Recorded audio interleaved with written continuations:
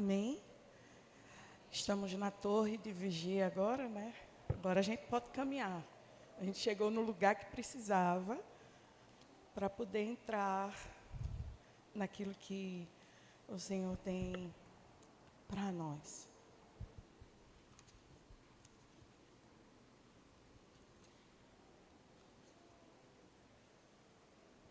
Queridas, eu sei que a gente está, graças a Deus, com um número razoável, mas vai chegar num determinado ponto da ministração que eu vou precisar que você... Eu vou dar as instruções agora, para não ficar uma quebra mais para frente. Então, a gente vai fazer vai vivenciar um consultório coletivo aqui, hoje. A gente vai fazer uma terapia coletiva. E, para isso acontecer, quando chegar o momento, eu vou precisar que você coloque a sua Bíblia do seu lado, que você alterne a cadeira, um assim, um não, para que você tenha total liberdade de fazer o que eu vou pedir para você fazer. E que você pegue o seu bloquinho com a sua caneta e você fique com ele nesse momento. Vai ser para o final, ok? A pastora Késia trouxe um ponto, eu chamei ela ali de meu João Batista, foi preparando o caminho, né? E para a gente chegar nesse momento que eu vou chamar de terapia coletiva, a gente tinha que literalmente ouvir o que nós ouvimos hoje. Eu ainda vou remoer essa palavra, porque é muita informação para pouco tempo. E é exatamente o que a pastora Késia ministrou. O Senhor, Ele vem nos preparando, desde ontem à noite, para vivermos os processos. O Senhor nos levou a retirar as sandálias dos pés, entender o Deus que a gente serve. Hoje Ele nos posiciona na torre para que a gente consiga enxergar de maneira plena a vontade que é boa, perfeita e agradável. Mas, ao mesmo tempo, esse processo de dor que gera cura também é onde nos leva para lugares altos e nos leva a um nível de dimensão, de intimidade com o Senhor. Então, o Senhor, através do Espírito Santo, nos trouxe, com a pastora Késia, a nos posicionarmos no reino espiritual. Nós vamos viver processos técnicos da psicologia. Mas a gente não consegue ter sucesso com técnica se não houver a atuação plena do Espírito Santo. Então, tecnicamente, o Espírito Santo te preparou, te posicionou hoje mais cedo no reino espiritual, para a gente poder mergulhar na técnica com Ele e sairmos daqui. Não como Moisés, limitando Deus, mas permitindo que Ele transforme até aquilo que a gente tenta muitas vezes limitar Deus. Amém? O tema desse momento, dessa ministração, é a cura das raízes dos traumas. Curando as raízes geradas pelos traumas. A nossa referência, e você não precisa abrir a Bíblia para ler, mas se você estiver anotando e quiser deixar escrito, É Gênesis do capítulo 37 ao capítulo 50. Por isso que nós não vamos ler.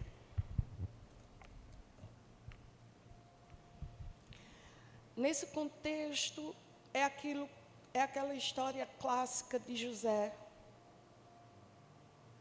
que José foi criado dentro de uma casa com pai, com mãe, mas foi traído pelos seus irmãos, foi visto sendo vendido como escravo pelos seus próprios irmãos, viveu como escravo, foi injustiçado pela mulher de Potifar, mergulhou ainda mais profundo dentro de um calabouço, foi esquecido pelo cara que Deus deu a ele a interpretação do sonho. Volto a lhe dizer, eu não consigo dimensionar o nível do trauma de José. Eu não consigo dimensionar as dores que ele carregava por tamanha traição e sofrimento que ele viveu. A gente nunca vai conseguir dimensionar a dor do outro, nunca vai conseguir visualizar a dor do outro, porque são coisas totalmente diferentes. A gente se esforça, se a gente olhar para a vida de José, a gente pode até fazer um esforço, mas a gente nunca vai conseguir alcançar. José não tinha igreja para ter palavra sendo ministrada, para paulatinamente ir ajustando. José estava numa terra estranha, numa terra idólatra, como escravo, traído. A gente consegue perceber um pouco da dor de José quando ele reconhece os irmãos e ali ele se ira, ele corre para o quarto, para os aposentos dele para chorar. Ele tenta se vingar dos irmãos. Quando ele tenta boicotar de alguma forma, colocando taças, justamente para dar uma prendida lá nos irmãos. É nesse momento que eu consigo tentar dimensionar a dor. É nesse contexto que eu quero que você entenda o que significa trauma. O conceito da palavra trauma é importante a gente compreender porque desempenha um papel importante no entendimento e no tratamento de vários tipos de sofrimento emocional. O termo trauma foi desenvolvido por Sigmund Freud, mais conhecido somente por Freud, para descrever eventos emocionais dolorosos, avassaladores, que podem ter efeitos duradouros na psique, nas emoções, pensamentos e percepções do ser humano.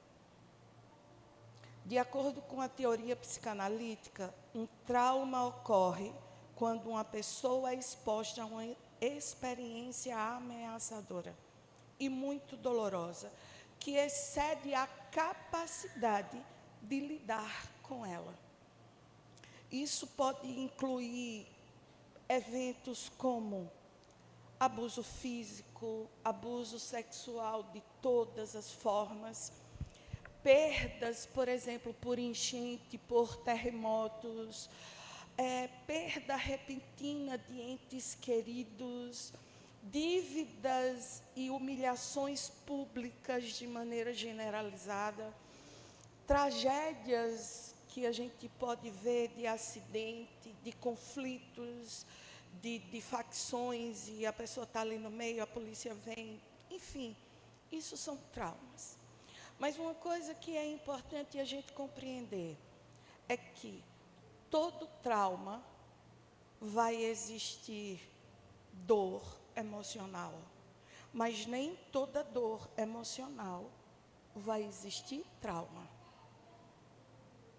Então, a importância da gente compreender é separar e entender que nunca vamos ter capacidade de dimensionar de forma plena a forma como o outro sente mediante determinados eventos. Exemplo, já atendi pacientes, mulheres, fruto, infelizmente, de abuso sexual, de estupro, que são situações de forma devastadora, que destrói uma mulher de todas as formas possíveis. E pela primeira vez na minha vida, eu pude atender uma pessoa que viveu um estupro. E o resultado para ela foi gerar obediência aos pais e a Deus. E ela não carrega as sequelas do estupro. Agora veja bem, 99,9% das mulheres que são estupradas, é óbvio, é aquilo que a gente já sabe, são vulneráveis, estão em situações, hoje pega força, ninguém gosta, isso é uma agressão violenta. Essa menina, ela também passou por tudo isso, ela estava andando na rua, um cara pegou, empurrou ela dentro do carro, colocou ela dentro do carro em pleno manhã, levou ela para um lugar deserto, numa rua, e estuprou. Amarrou o colega dela que estava com ela, deixou amarrado dentro do veículo para ele ficar olhando a agressão. O rapaz até hoje não está bem, mas ela está. E pasmem, eu perguntei a ela, como é que você está? Ela disse, estou bem. Porque eu entendi que eu fui estuprada. Isso é um pensamento errado, tá? Que eu vou falar, isso não é correto. Eu fui estuprada porque eu desobedeci aos meus pais. Que meu pai disse que não era para eu sair de casa. E eu saí de casa escondido. Então Deus foi e me puniu. Então eu já fui punida, eu estou bem. É um pensamento errado. Mas, infelizmente, eu precisei deixá-la exatamente com esse pensamento. Porque esse pensamento é muito mais fácil, como psicóloga, organizar em relação a Deus, do que eu lidar com a dor dela, da consciência da gravidade do que ela sofreu. O que fez mudar uma situação grave para uma situação, entre aspas, não tão grave? A percepção dela daquilo que ela estava vivendo. O sentido que ela deu àquilo. Então, quando a gente fala de trauma, a gente precisa compreender que são situações que geraram repercussões em nós, que mudaram a nossa maneira de ser, viver, perceber e sentir tudo que está ao nosso redor. Então, por exemplo, a gente tem no Nordeste, eu não sei como é aqui, mas no Nordeste tem algumas regiões que é ribeirinha, que fica muito na margem do rio. Então, de épocas em épocas, existe uma chuva de um volume muito maior em Recife. Quando essa chuva cai muito forte em Recife, ele sobrecarrega os leitos de alguns rios, que corta Alagoas, e quando ele entra em Alagoas, ele sai derrubando e destruindo tudo que vê pela frente. Então, ele tem um caminho, isso aqui, ele cresce daqui para ali, e sai destruindo. Então, é muito comum nessas regiões a gente ver pessoas acumuladoras. Pessoas que passaram a desenvolver uma dor de forma exagerada no que diz respeito a dar alguma coisa, a jogar no lixo alguma coisa. Então você sempre vai ver um movimento de pessoas que não precisa, vamos dizer, eu não preciso disso aqui, mas eu quero, porque eu preciso ter comigo. O ter. Por quê? Porque o ter traz o conforto que foi gerado na dor da perda. Então isso modifica o comportamento e a maneira como a pessoa vê a vida.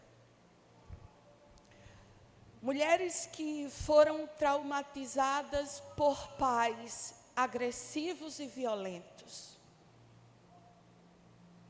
Quando eu falo agressivo, não só em palavras, mas eu falo em força física. Normalmente são mulheres que apresentam dois comportamentos. Ou elas se tornam extremamente agressivas, ou elas se tornam extremamente submissas, mas não submissa como a palavra de Deus fala, mas subserviente. É quando, tecnicamente, você ouve muito falar de dependência emocional. A dor do abandono, ela gera traumas muito graves, lacunas muito graves. Então, isso gera muitas vezes mães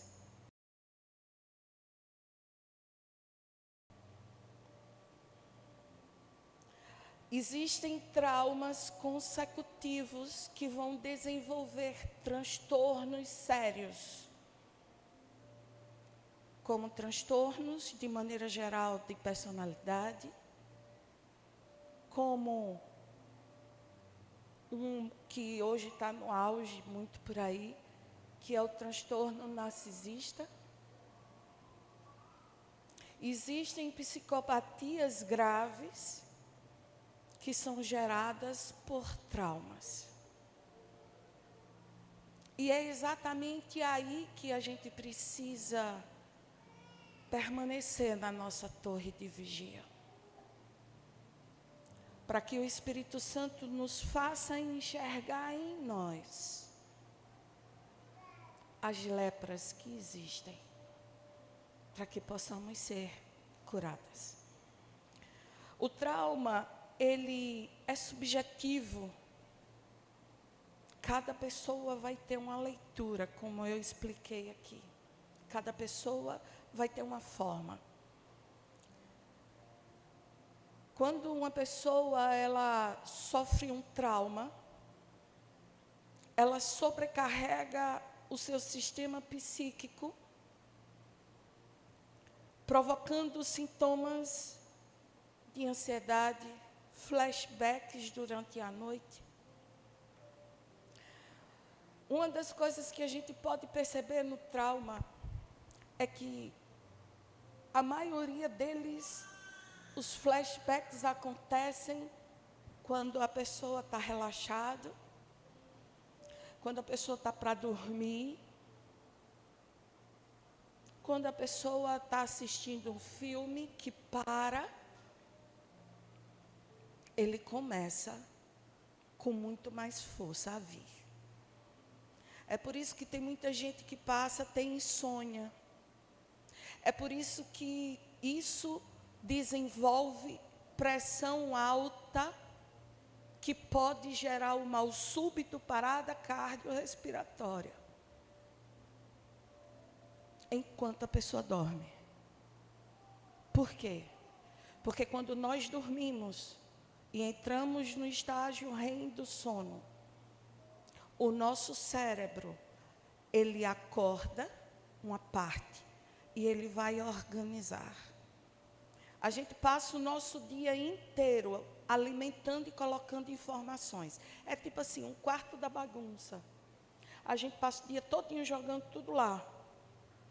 Quando é a noite que a gente dorme, o nosso cérebro entra nesse quarto e começa a organizar. E esse processo de organização de informação que ele faz, emocionalmente, nós vivenciamos exatamente todas as emoções em intensidade. E aí a pressão sobe na noite, a glicose sobe na noite, os pesadelos acontecem e a insônia surge. E esse acúmulo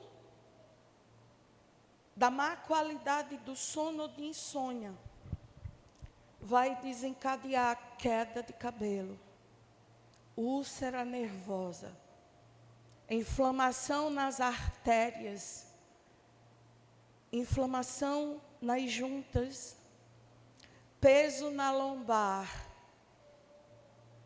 dores de cabeça fortes comparada a uma enxaqueca que pode gerar AVC. E sempre, normalmente, tem duas características dessa dor de cabeça gerada por trauma. A gente costuma, durante a noite, pressionar a mandíbula, tensionar, que vai irradiar uma dor da têmpora à frente da testa. Isso pesa. Muitas vezes é a nuca. A da nuca é mais prejudicial, porque normalmente, não digo em todos os casos, mas normalmente, ela vem carregada junto de um pico de pressão arterial muito alto. A gente pode ter visão embaçada. A nossa pele começa a descamar. Pequenas bolinhas nos dedos que surgem, inflamam, depois vai embora. Você vai para o médico dermatologista vai passar pomada, vai passar várias coisas. Mas a ansiedade, de forma descontrolada, gerada pelo trauma, ela vai causar muita devastação no nosso corpo. Quando o nosso corpo entra num nível ápice, a gente apaga, desmaia. Se a gente não desmaia, pode desenvolver fibromialgia. Se você tiver na sua genética, não estou dizendo que isso é a causa 100%, mas se você tiver uma predisposição genética acima de 50% na sua linhagem para desenvolver um câncer, o trauma, ele é aquele que aperta o botão.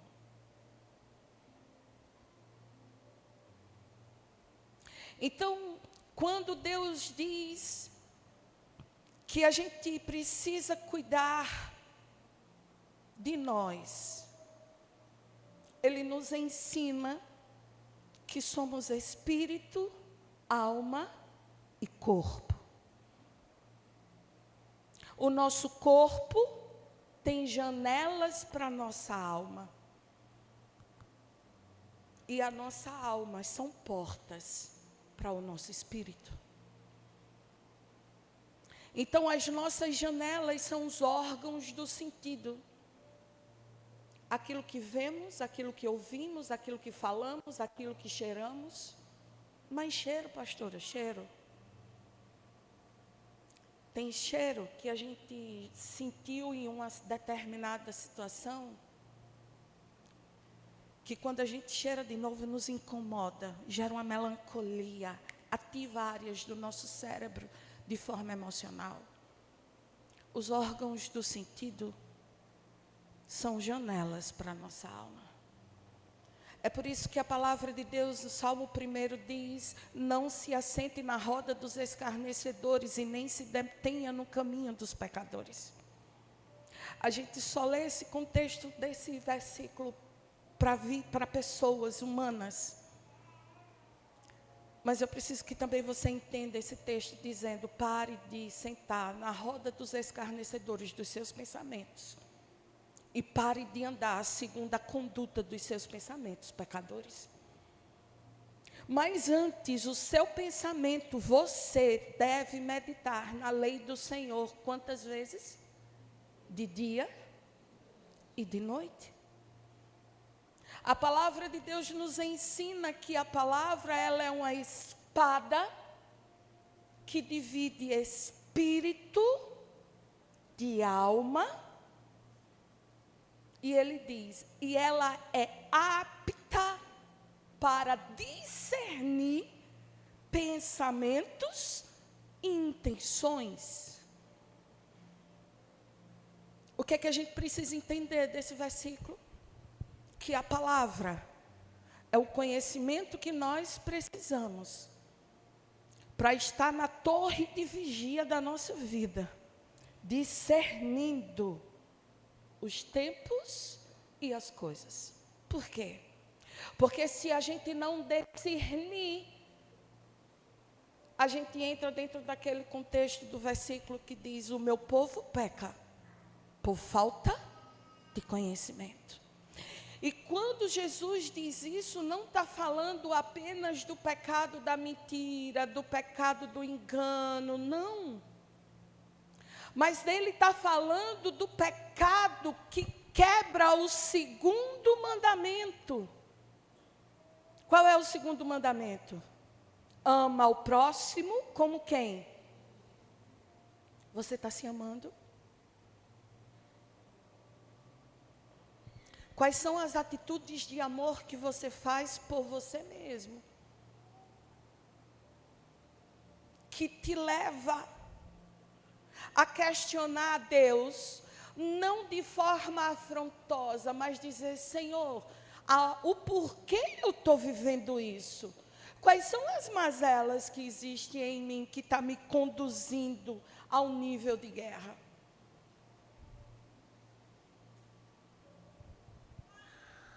E aí o Senhor hoje nos coloca na torre de vigia, justamente para que a gente comece a enxergar ponto a ponto daquilo que Ele quer de nós.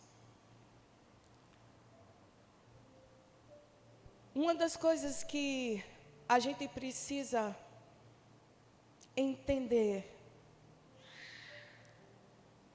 é que compreender quem somos, entender quem somos, nos promove cura.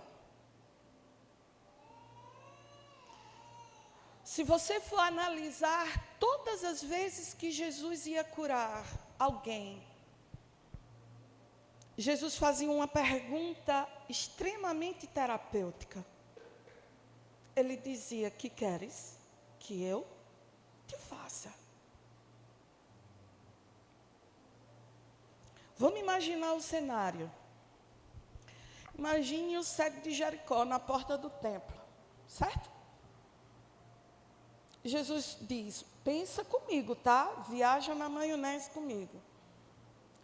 Ele chega na frente do cego. É óbvio ou não é que o maior problema do cego era a visão? Sim? Sim, óbvio.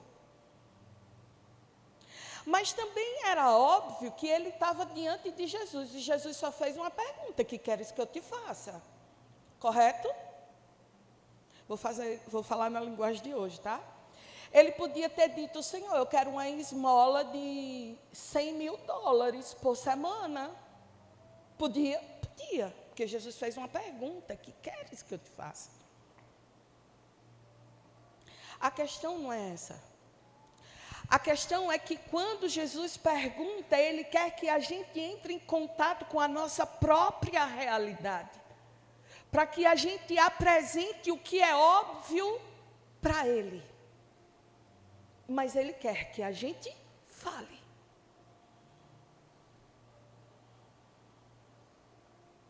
Ele quer que a gente se exponha.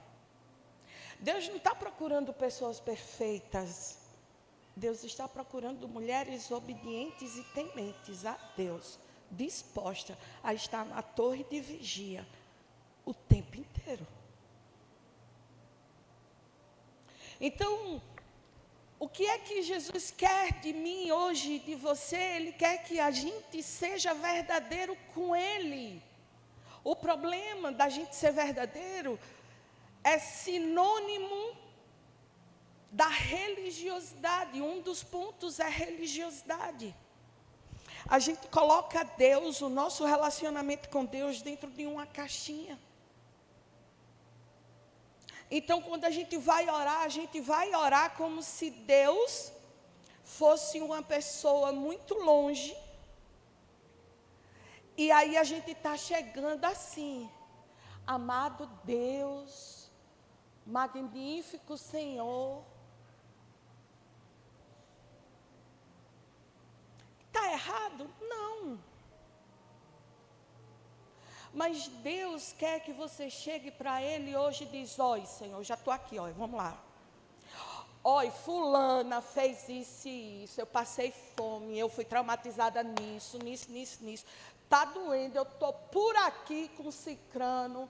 Agora eu quero que o Senhor venha e me ajude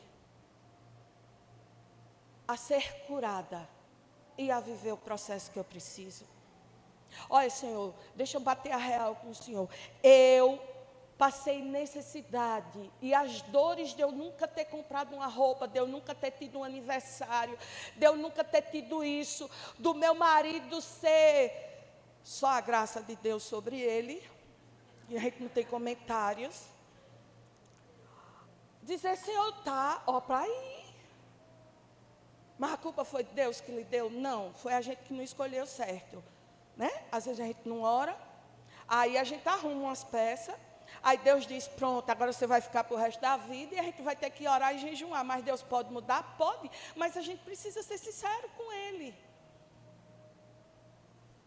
Aí o mecanismo de defesa, a gente vai se habituando e vai aprendendo e se acostumando com aquilo que é ruim. É para a gente bater as coisas e chutar o pau da barraca? Não, querido. Mas é para fazer como Abacuque fez.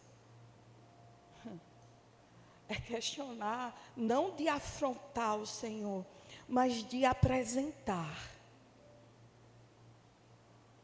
Mas para isso acontecer, a gente precisa enxergar nós. E esse movimento de autoobservação é muito difícil. Eu tenho pacientes que, quando começa na sessão,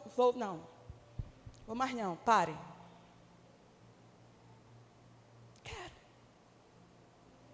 Eu quero que você entenda o nível que nós precisamos entrar com o Senhor nessa manhã. Diante da compreensão científica, podemos perceber o quanto somos atingidas e vivemos em guerra constantemente, não só com o inimigo da nossa vida, mas com nós mesmos. Nós somos os nossos maiores inimigos em muitas situações. Provérbios 23, 7, parte A, diz assim: como ele pensa o seu coração, assim ele é. Assim como você pensa sobre você, assim você é. Aí a minha pergunta para você é: o que você pensa ao seu próprio respeito?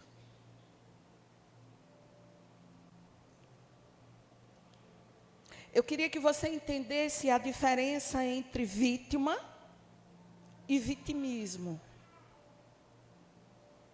Ser vítima, eu estou sentada e recebo um tapa no rosto. Eu fui vítima de uma agressão, ok? Vitimismo. Ixi, meu Deus, eu sou a pior pessoa do mundo. Eu fui injustiçado, fulano me machucou e não sei o quê. Ai, não, eu não posso não, porque... E é o tempo todo procurando atenção, é um autoflagelo. Ai, eu sou assim porque eu fui traumatizada na infância.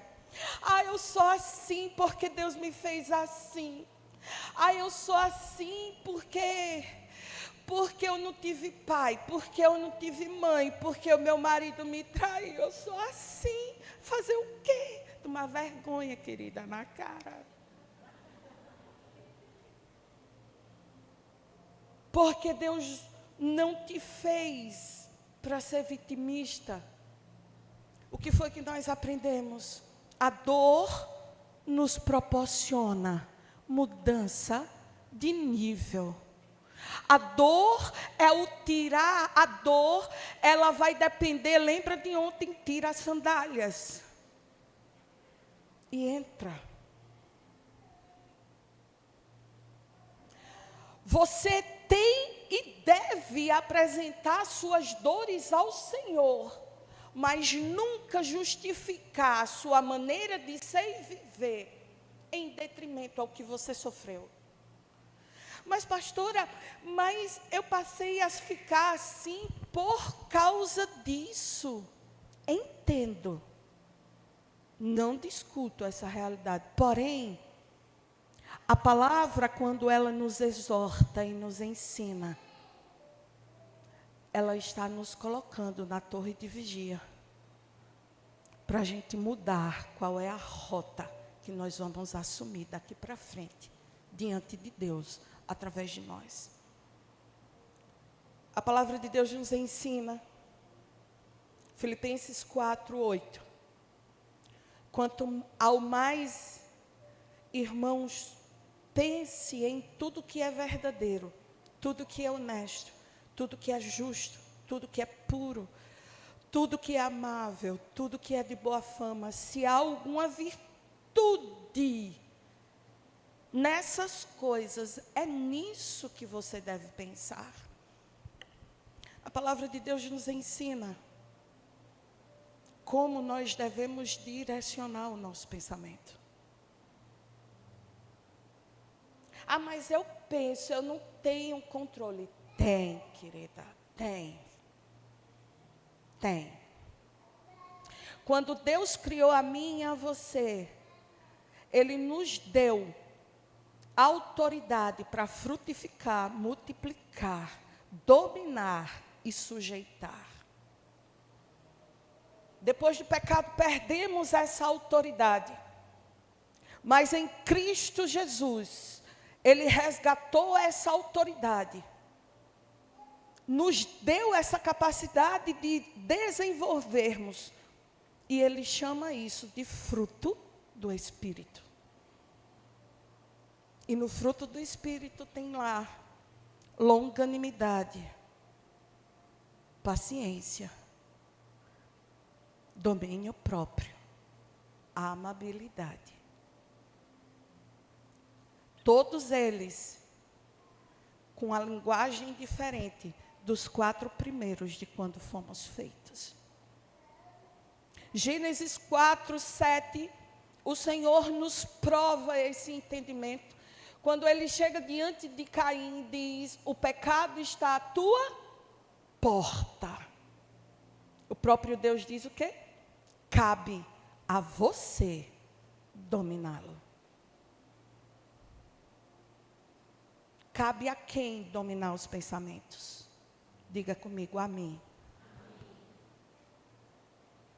Se você em Cristo Jesus foi resgatada da total perda de controle sobre você e sua história, é preciso você entender que o Senhor te resgatou e Ele, a cruz do Calvário, tudo que Ele viveu foi o resgate dessa autoridade sobre você.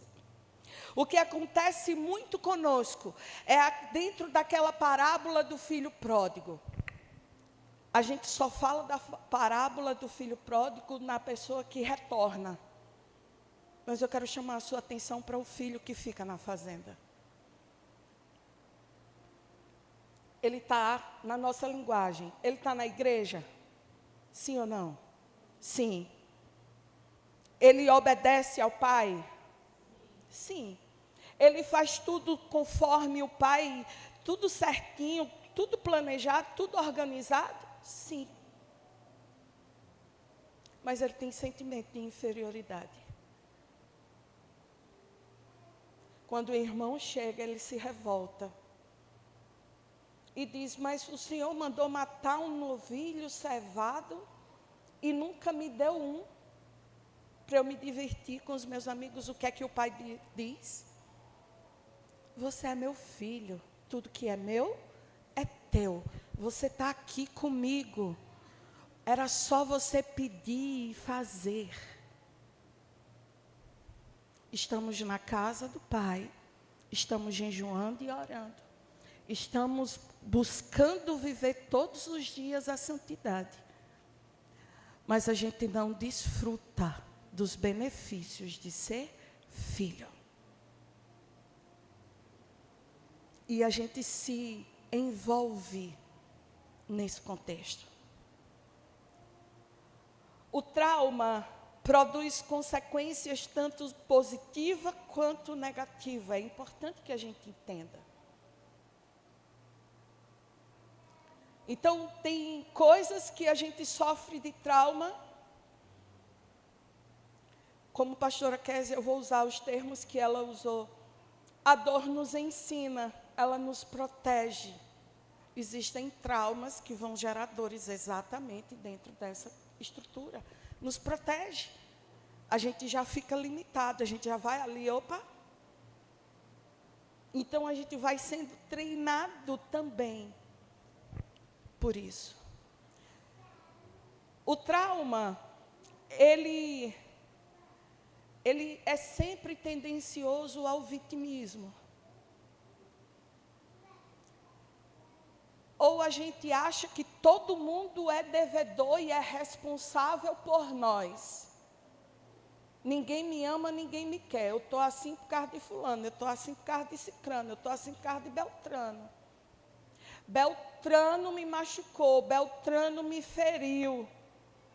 Querida, a gente precisa entender. Desculpa o termo esdrúxulo que eu vou colocar aqui. A gente é tão mala sem alça quanto o outro que está ao nosso redor. A gente precisa de parar de achar que a gente é a... Eita, tem gente nova. Alguém sabe o que é crush aqui? Crush é das antigas, de 1900 me esqueci e faz bolinha. Né? Eu estou denunciando a minha idade, né, aqui. Crush, minha gente, na minha época de infância, era um refrigerante de laranja. Entendeu? Fanta era de 5ª categoria, era Crush. E lá no Nordeste a gente tinha muito isso, na minha infância, hoje não tem mais não. Então, quando dizia assim, só quer ser a tampa de Crush, porque Crush era Crush, sabe? Então, tipo assim... É igual aquele termo que diz, só quer ser a última biscoito do pacote, entendeu? Aí, tipo assim, só quer ser a tampa de Crush. Infelizmente, Crush não tem. Crush era muito mais gostoso do que Fanta. Mas, enfim, a gente precisa parar de achar que a gente é mais do que o outro. Porque a gente é pó. Como o pastor Hernando Dias Lopes diz, nós fomos feitos do pó, continuamos sendo pó e para o pó voltaremos. O que nos diferencia do pó de antes e o pó na última fase é o sopro de vida de Deus em nós. Mas se esse sopro sai, voltamos para o pó. Então, a gente não pode se permitir achar que a gente ou é menor ou é maior do que ninguém. Mas eu entendo e compreendo que situações na nossa vida nos levam a nos sentir assim. E aí o perigo disso é porque a gente está dentro da fazenda do Pai, com todas as estruturas do Pai ao nosso dispor, mas a gente não consegue se ver usufruindo disso. E o Senhor quer nos tirar. Isaías 53, 4, 5, diz aquele versículo clássico que nós conhecemos: verdadeiramente Ele tomou sobre si as nossas enfermidades e as nossas dores, Ele levou sobre si. E nós o reputávamos por aflito, ferido de Deus e oprimido. Mas Ele foi ferido por causa das nossas transgressões e moído pelas nossas iniquidades. O Senhor quer nos transformar.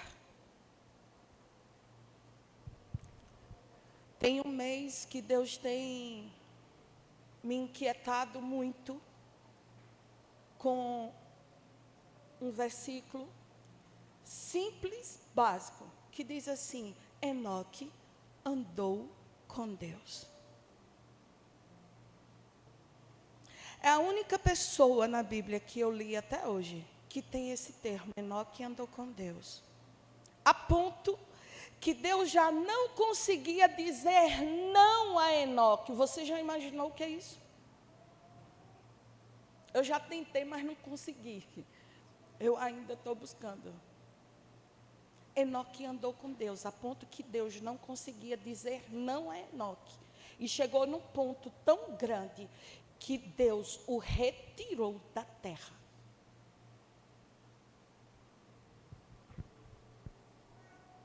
Você vai ver lá na história de Enoque, Enoque tinha esposa, filhos, tinha vida humana normal. Não era um cara recluso. Enoque não deixou de pecar, mas Enoque andava com Deus. Está na nossa torre de vigia, diante da sarça, decidindo retirar as sandálias dos pés, permitir ser confrontado naquilo que nos fere, nos levará a ter uma visão diferente daquilo que somos e aquilo para o qual fomos criadas por Deus para sermos. Reconhecer que somos necessitadas de cura dos nossos traumas, de acordo com 2 Crônicas 7,14. Se o meu povo, ele já dá a receita, que se chama pelo meu nome, se humilhar e orar e buscar a minha face, e se converter dos seus maus caminhos, eu ouvirei do céu, olha o detalhe, perdoarei os seus pecados e sararei a sua terra. Quando ele diz se converter, não está falando de pecado, eu fumo e deixo de fumar. Não, isso também. Eu deixo de me vitimizar e me torno uma vítima diante do Senhor, que eu sei que Ele me cura. Eu estou numa rota de ver só desgraça. Eu só me queixo o tempo inteiro. Eu paro de andar nessa rota e volto. Por mais que eu enxergue o que está difícil, eu sei que o meu Redentor vive. Por certo, Ele se levantará. Eu enxergo o mar à minha frente, fechado, e o inimigo atrás. Mas eu tenho uma vara que eu toco debaixo da obediência de Deus e o mar abre. Muitas vezes a gente está como o povo, diante do mar, e a coisa ainda fica pior. A gente sabe que o exército está vindo e fica pior ainda. Você já percebeu que Deus foi extremamente estrategista? Futucou o coração de Faraó para ele juntar a galera todinha e ir atrás do povo, com mais de 1000. Galera se desesperou vendo o exército. Aí eu imagino Deus na minha linguagem, viu, minha gente? Com muito respeito, sabe de nada, inocente. Deixou o povo passar. Quando você vai ver no texto que o povo estava ainda caminhando dentro do mar, quando Deus começou a fechar o mar da outra ponta para cá. Quando o povo terminou de passar, o mar terminou de fechar. Estrategicamente, numa tacada só, Deus destruiu os inimigos tudinho.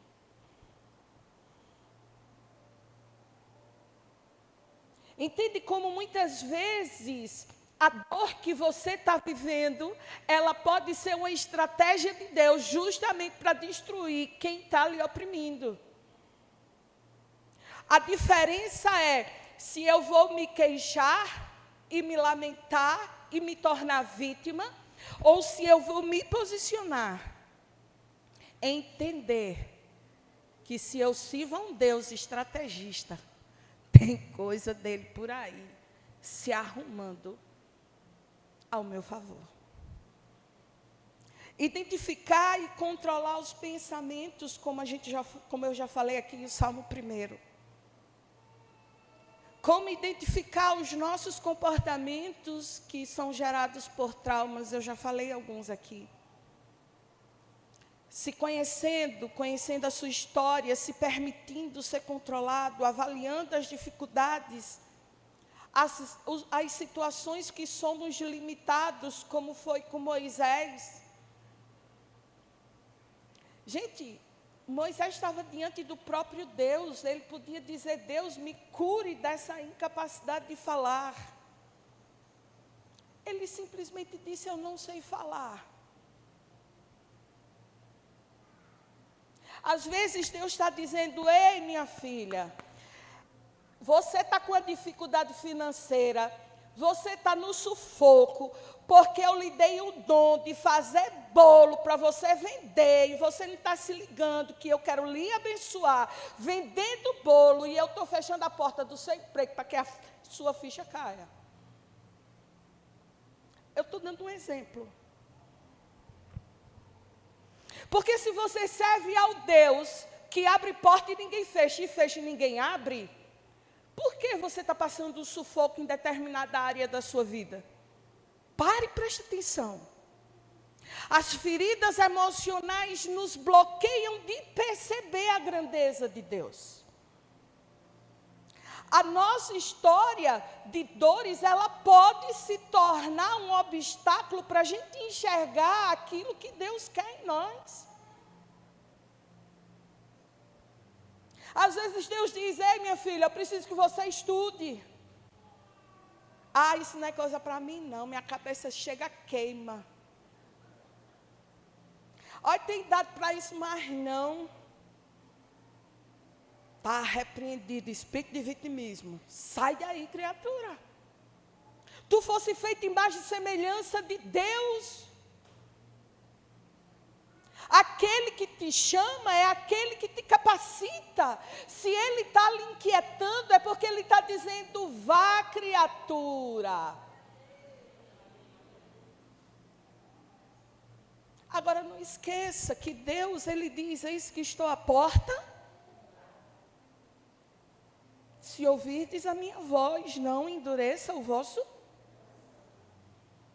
Somos nós que fazemos as nossas escolhas. O que eu preciso fazer? Agora, querida, a gente vai entrar na reta final. Como a gente resolve trauma? Como é que a gente soluciona trauma? 3 coisas. Primeira, a gente ter consciência que tem. Segundo, enxergá-lo, identificá-lo. Ou trauma, ou ferida. Terceiro, perdoar a quem nos ofendeu. Não existe cura sem perdão. Não existe libertação emocional sem perdão. Eu não sei aqui, mas lá no Nordeste tem uma frase que diz assim: quem perdoa é Deus. Quem perdoa é Deus. Eu já perdoei. Irada. Eu já perdoei. Eu já orei.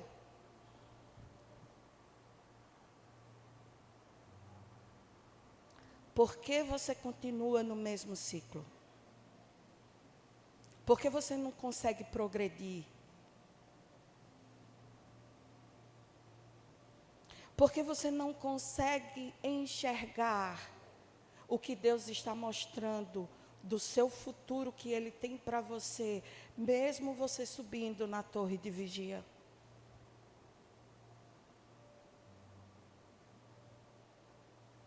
Perdoar é um processo.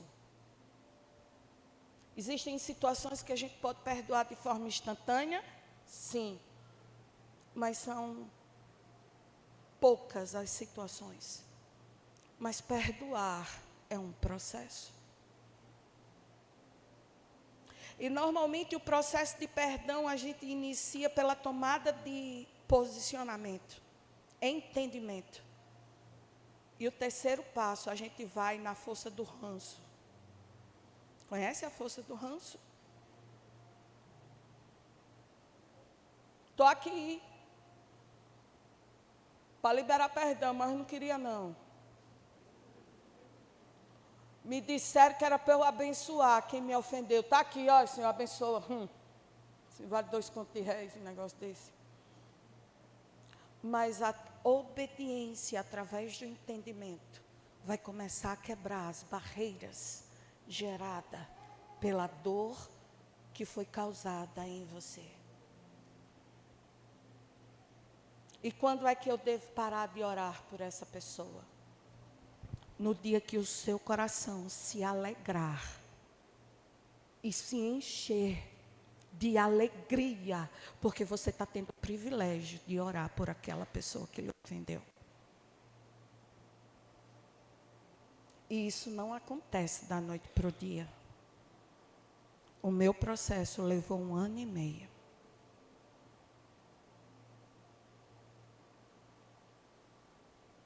Fui humilhada de público.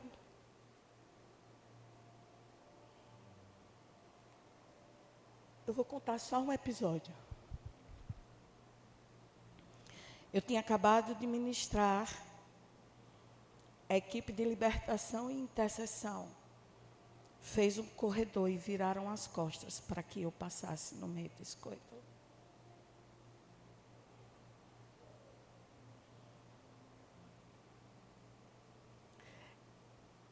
Eu não sei como expressar isso a você. A dor da vergonha. A dor da rejeição.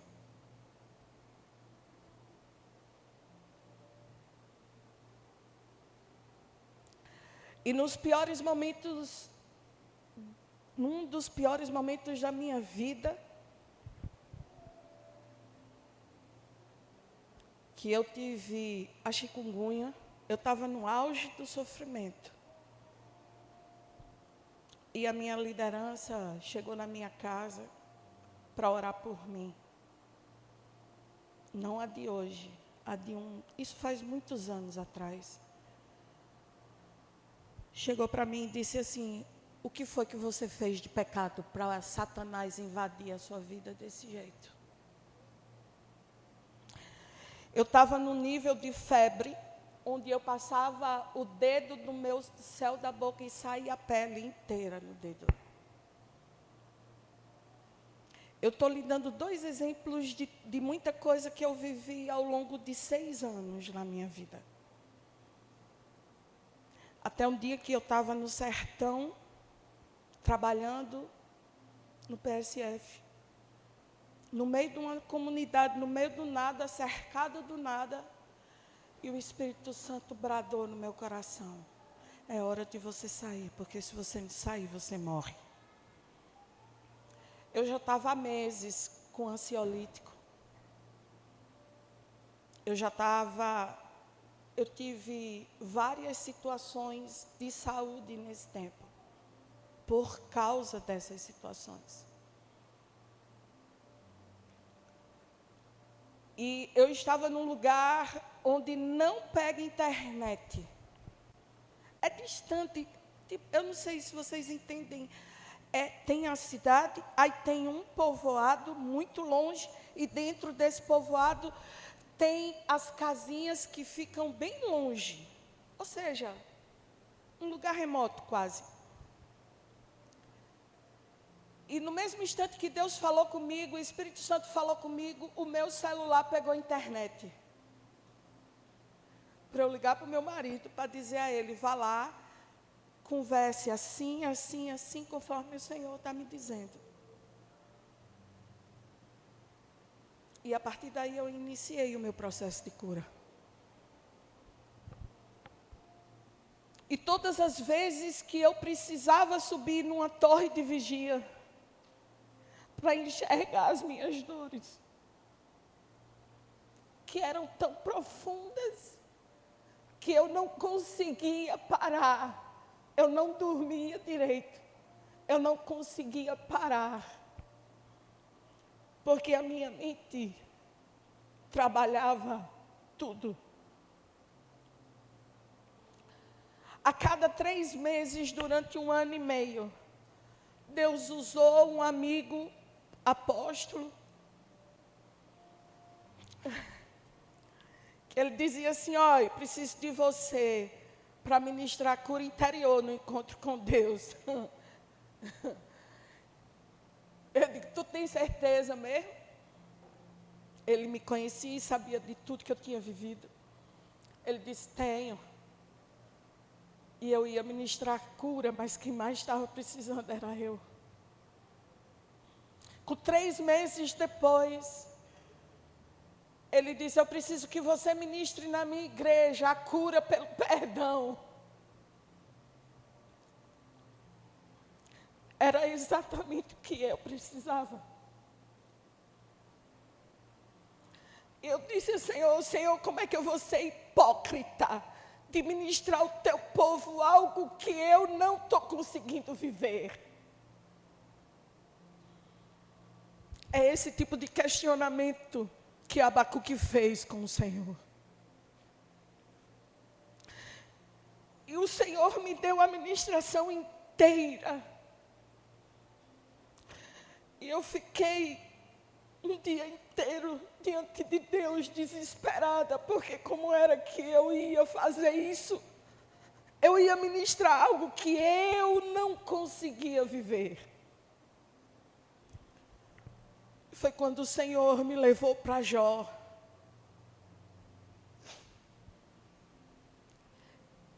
E eu comecei a ver que enquanto chorava, Deus curava. Enquanto chorava, intercedia, Deus restituía. Enquanto chorava, Deus fazia as coisas de volta acontecer. E aí eu comecei a orar na base do ranço, mediado pela obediência ao Senhor.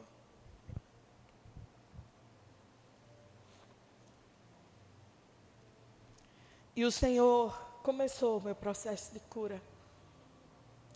Tinha dias que eu nem conseguia falar. Obrigada, meu amor. Eu nem conseguia falar.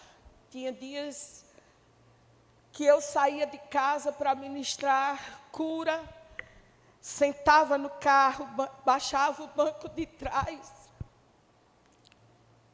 e eu sendo ministrada por aquele louvor. Aquieta minha alma, faz meu coração ouvir tua voz. Outras vezes, eu sabia quem eu era, eu sabia quem Deus era, mas eu já não acreditava mais no amor que eu pregava. Justamente por causa das feridas Eu sabia do amor de Deus, mas eu não acreditava de me sentir amada. Porque as pessoas que na minha cabeça deveriam me amar foram justamente as pessoas que me traíram. Foram as pessoas que mais me maldizeram na época.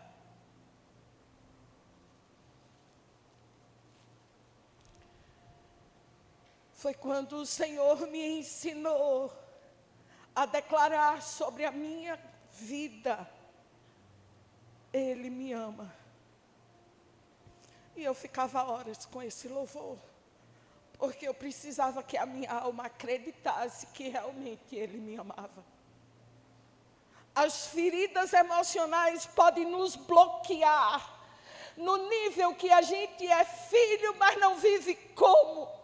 A gente crê no Deus, mas a gente não acredita que podemos viver isso.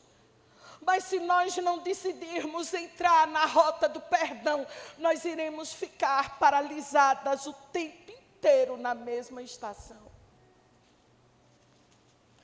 O trauma, ele vem sobre nós, todas nós, feridas, cada uma de nós tem. Mas a gente tem dois posicionamentos que podemos tomar.